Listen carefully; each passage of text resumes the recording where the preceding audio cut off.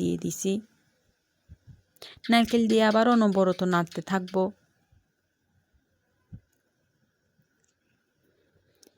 এবার দিয়ে দিব চাউলের মধ্যে পানি।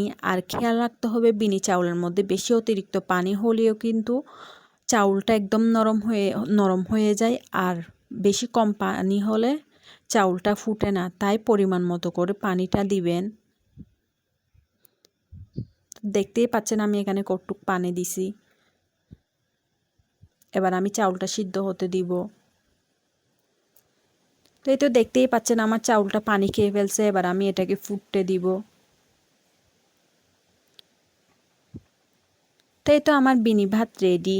ভিডিওটি কেমন লাগছে অবশ্যই কমেন্ট করে জানাবেন। আর যারা এভাবে কোনোদিন রান্না করে খান নাই অবশ্যই একবার রান্না করে খেয়ে দেখবেন, অনেক মজা হয়।